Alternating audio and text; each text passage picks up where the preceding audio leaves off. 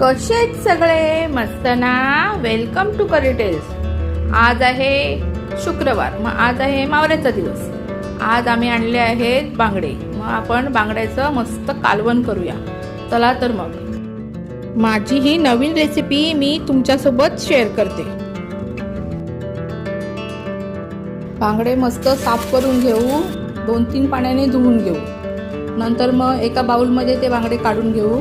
त्याला मीठ, घरचा मसाला, मिरची पावडर, हळद हे सगळे मसाले लावून घेऊ आणि 2-3 चमचे तेल टाकू. म्हणजे मच्छीला कसं मसाले मस्त लागतात. आता एक मिक्सरचं भांडं घ्या, त्यामध्ये भिजवलेली धनिया घ्या आणि त्यामध्ये भिजवलेल्या मिरच्या टाका. नंतर त्यामध्ये कांदा, थोडंसं लसूण आणि खोबरं टाका आणि मिक्सरला लावून घ्या.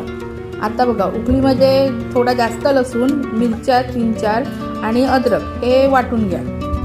आता 2 ते 2.5 पळी तेल गरम करा, त्यामध्ये उकळीत केलेलं वाटण टाका आणि मस्त परतून घ्या.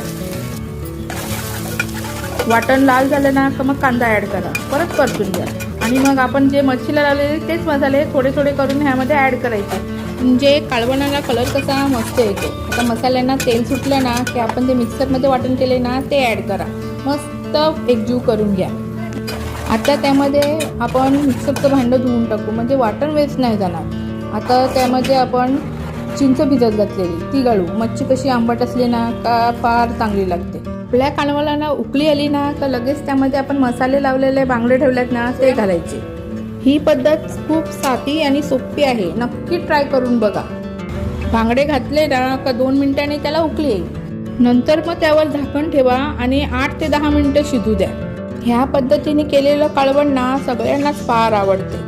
तुम्हीही नक्की ट्राय करू बघा आणि व्हिडिओ आवडल्यास नक्की लाईक करा. बघा, आपलं बांगड्याचं कालवण तयार आहे आणि मी गरमागरम भातही बनवलाय. चला तर मग या जेवायला. Thanks for watching.